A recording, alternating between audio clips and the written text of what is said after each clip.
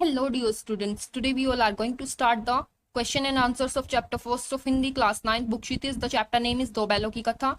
So let's start to read out the question and answers of chapter first. Question number 4.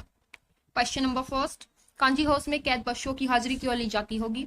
वे सभी पशु वहां पर कैदी ही थे। ये इसलिए देखने के लिए कि उनमें से कोई भाग तो नहीं गया है या फिर एक आध जानवर कम तो नहीं हो गया है, ये देखने के लिए उनकी हाजिरी ली जाती होगी। सेकंड क्वेश्चन, छोटी बच्ची का बैलों के प्रति प्रेम क्यों उमड़ आया था? इस बच्ची की मां मर गई थी। सौतेली मां उस पर अत्याचार किया करती थी, उसे सताया करती थी। इन बैलों पर भी अत्याचार होते देख उसके मन में बैलों के प्रति प्रेम उमड़ आया। थर्ड क्वेश्चन, कहानी में बैलों के माध्यम से कौन कौन सी नीति विषयक मूल उभर कर आए हैं? फर्स्ट वन, प्रेम करने वाले स्वामी के प्रति वफादारी, जैसे कि उन बैलों की झूरी के प्रति वफादारी थी। सेकंड वन, अन्याय अत्याचार का डटकर विरोध करना, जैसे कि वो दोनों बैल अपने ऊपर होने वाले अत्याचारों का डटकर विरोध किया करते थे। थर्ड वन, स्वतंत्रता के लिए सदा प्रयास करना, वो अपनी आजादी के लिए हमेशा ही प्रयास किया करते थे, वो अपनी कोशिश कभी नहीं छोड़ते थे। फोर्थ वन, स्वयं कष्ट सहकर भी साथियों को मुक्त कराना, जैसे कि उन दोनों बैलों ने खुद कष्ट में रहकर भी सारे पशुओं को, सारे बैल मतलब जो वहां पर जानवर थे उन्हें आजाद कराया था। फिफ्थ वन इज महिलाओं पर हमला न करना, एंड सिक्स्थ वन इज कभी हिम्मत न हारना, कभी कोशिश करना न छोड़ना। फोर्थ क्वेश्चन, प्रस्तुत कहानी में प्रेमचंद ने गधे की किन स्वभावगत विशेषताओं के आधार पर उसके प्रति रूढ़ अर्थ मूर्ख का प्रयोग न कर किस नए अर्थ की ओर संकेत किया है? मूर्ख को गधा कहा जाता है क्योंकि गधे को मूर्ख पशु माना जाता है, सबसे ज्यादा बेवकूफ पशु गधे को माना जाता है, पर लेखक ने उसे शांत, सहिष्णु और सुख दुख या हानि लाभ में समान भाव वाला माना है और उसकी तुलना ऋषि मुनियों के स्वभाव से की है। फिफ्थ क्वेश्चन, किन घटनाओं से पता चलता है कि हीरा और मोती की गहरी दोस्ती थी? दोनों को एक दूसरे के भाव और विचारों की समझ थी। हल या गाड़ी खींचते हर एक की चेष्टा होती थी कि अधिक भार उसी के कंधे पर हो, ना कि उसके साथी के। हल से खुलने पर दोनों एक दूसरे को चाटकर थकान मिटा लिया करते थे अपनी। दोनों साथ ही चारा भूसा खाते थे और अगर एक ने मुंह हटा लिया तो दूसरा भी हटा लेता था, वो भी चारा नहीं खाता था। दोनों मिलकर निर्णय लेते, एक दूसरे की हिम्मत बढ़ाते थे, एक दूसरे का हौसला बढ़ाया करते थे।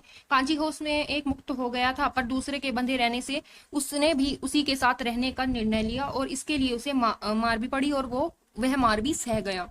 ऐसी अनेक घटनाएं हैं जिनसे पता चलता है कि हीरा और मोती की बहुत ज्यादा गहरी मित्रता थी। सिक्स्थ क्वेश्चन, लेकिन औरत जात पर सींग चलाना मना है, यह भूल जाते हो? हीरा के इस कथन के माध्यम से स्त्री के प्रति प्रेमचंद के दृष्टिकोण को स्पष्ट कीजिए।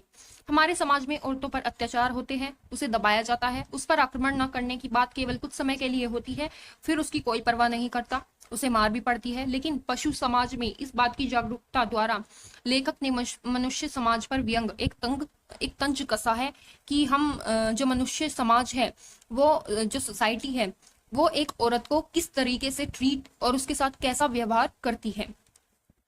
सेवेंथ क्वेश्चन, किसान जीवन वाले समाज में पशु और मनुष्य के आपसी संबंधों को कहानी में किस तरह व्यक्त किया गया है? कृषक जीवन वाले समाज में पशु और मनुष्य का गहरा संबंध है, वे एक दूसरे पर आश्रित है, एक दूसरे पर निर्भर है। किसान को हल चलाने, गाड़ी ढोने के लिए बैल चाहिए और बैलों को ताकतवर बनने और बनाए रखने के लिए अच्छा चारा दाना भी मिलना जरूरी है, इसलिए उन्हें किसान की जरूरत है। कहानी में इन संबंधों को स्पष्ट रूप से दिखाया गया है। जूरी बैलों को प्यार करता है और बैल भी बढ़ चढ़कर उसका काम करते हैं, क्योंकि वो उन्हें अच्छा चारा दिया करता था। दूसरी ओर गया बैलों से काम तो लेना चाहता है, पर उन्हें पूरा भोजन भी नहीं देना चाहता, तो बैल उसके पास से भाग जाते हैं। 8th क्वेश्चन, इतना तो हो ही गया कि 9-10 प्राणियों की जान बच गई, वे सब तो आशीर्वाद देंगे। मोती के इस कथन के आलोक में उसकी विशेषताएं बताए। मोती से अन्याय नहीं सहा जाता था, वह विद्रोह करता था, वह पूरा ऑब्जेक्ट किया करता था। कांजी हाउस में दीवार तोड़ने और भागने की कोशिश करता है, दोनों मिलकर दीवार गिराते हैं तो कांजी हाउस के सभी जानवर वहां से भाग जाते हैं। मोती नहीं भागता क्योंकि उसके मित्र हीरा की रस्सी तोड़ी नहीं जा सकती थी और वो टूट भी नहीं रही थी। हीरा उसे अकेले भागने के लिए कहता है, लेकिन वो मना कर देता है कि मैं नहीं जाऊंगा।